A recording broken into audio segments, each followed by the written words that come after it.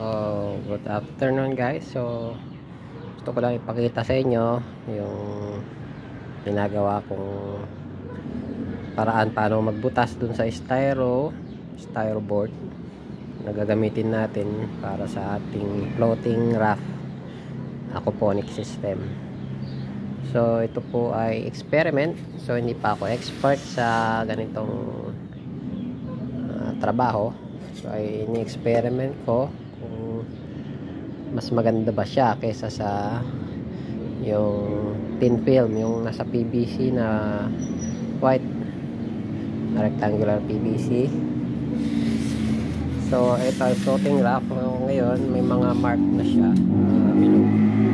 ngayon yan yung bubutasin natin. So yan, mark ko na siya. So ito yung mga sample ng nabutas ko na. So yung iba kasi mas mabilis magbutas gamit yung pinapainit na bakal. Parang nakaporma na siya sa butas. Pero ito kasi experiment ko lang, so wala akong mga gamit para doon. So ang ginawa ko is ito yung styro cups natin.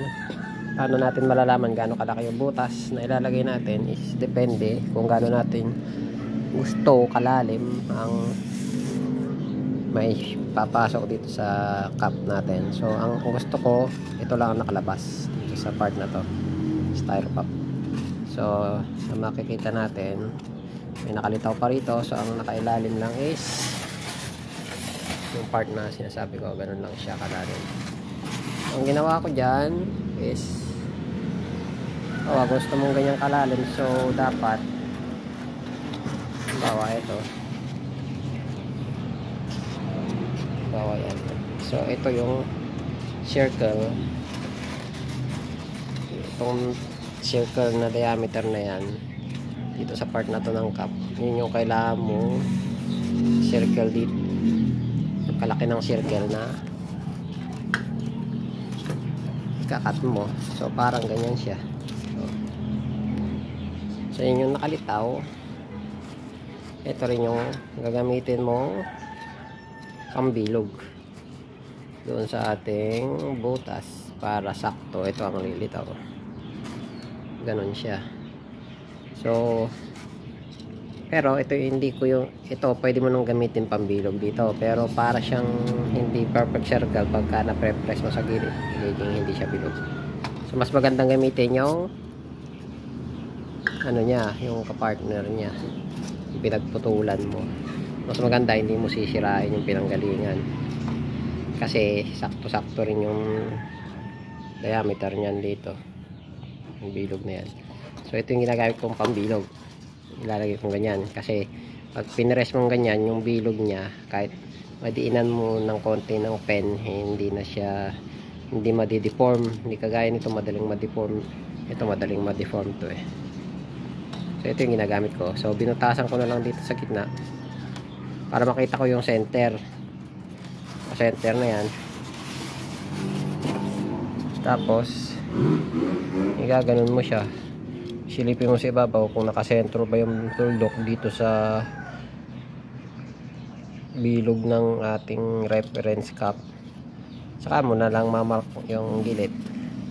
So yan na yung ating bilog. Natapos ko na siya, bale. So ngayon, paano natin bubutasan? Wala tayong gamit.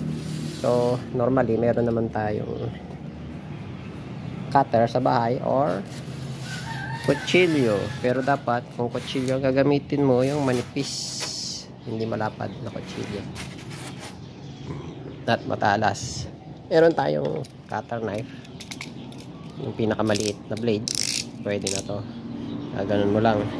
Pero ito kasi pag ginamit mo sa styro, pag gusto mong bilugin, madali itong mabali kasi ang cutter knife dinisign yan para mabali pag gusto mong palitan yung pinakadulo, kaya madali itong mabali. Kaya hindi siya ang ginagamit ko. So ginagamit ko is itong fillet knife. Mas madali itong gamitin para sa akin kasi matigas. Kahit ano mo siya pabilog, paikot, Kasi pepersahin mo siya para ma-trace mo yung gilid eh. Yung gilid ng ating bilog. Eh pag ginamit mo yung cutter, pag inihit mong konting ganun, mababali, sayang yung blade mo. Sasayang ka lang ng blade. So mas maganda, kutsilyo. Preferably, mas manipis pa sana rito. Kaso wala akong ibang kutsilyo. So ito na lang ginagamit ko. So ganito lang. Ganito lang po ang gagawin para maibutas natin yan. Umpisa mo sa gitna. Ngayon, para mabutas ko siya ng mas madali, nilagay ako ng patungan na ito po ay foam yung sa kama, yung pa natin foam ng ating higaan. Ito po ay tinapon natin, ritaso na po ito.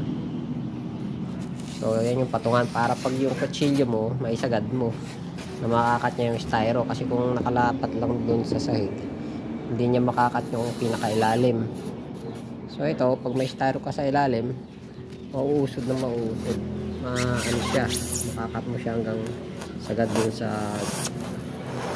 ilalim ng styro.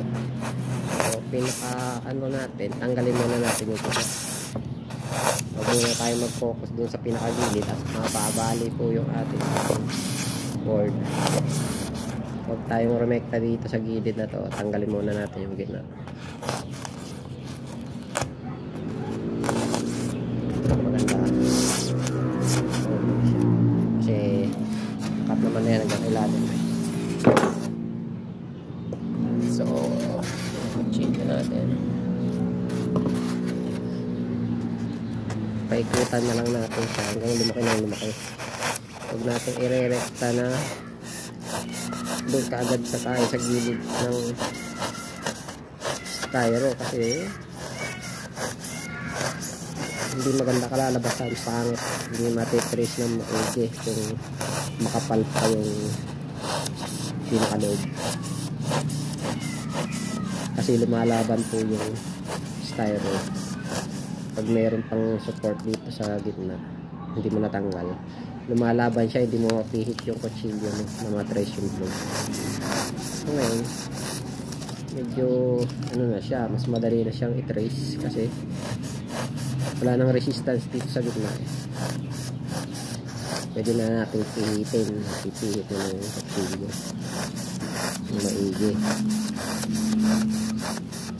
So ayan, medyo malapit na tayo din sa gilid. So ayun, pwede na natin hiwain yung, pwede natin i-trace yung ating line, yung circular line ng ating reference cut. So yun lang siya. So kaganda ng may foam sa ilalim,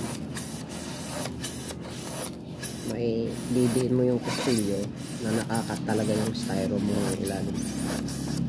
Kung wala yan, diretso ka sa sahig na matigas, hindi mahihiwa yung lahat ng gilid ng styro, hindi makatanggal. Marami siyang hindi pantay na pagkakakat doon. Hindi siya talaga nahihiwa pagka wala foam sa ilalim. So ayan mga guys, tanggal na siya. So ito na yung ating butas na nagawa. So i-test lang natin yung ating cup. Sakto. Yan na guys, ganyan lang po kadali magbutas ng styro. So hopefully okay lang itong ating pagkakabutas, at pagka may tanim na siya hindi naman sana mag crack. So, mas maganda yung mainit, kasi yung pambutas mo talagang hindi magkakaroon ng break dun sa ating styro board. Halimbawa, hindi maganda yung pagkakakat mo ng kutsilyo, na cut mo yung pag ganun siya, may break na rito. Pagka mabigat na tong may tendency mag crack kung mayroon para weak spot dito, mag-crack siya hanggang mahati na yung board mo. So hopefully hindi mangyayari sa atin yon. So mas maganda yung kutsilyo mo talaga is mas manipis para matrace mo ng maigi itong paikot na hindi mo madadamage yung palibot ng bilog. So yun lang po, sinishare ko sa inyo ngayon at papakita ko sa inyo eventually yung ating aquaponics experiment, kung ano yung progress nya pagka nataniman na po. Thank you po for watching. God bless.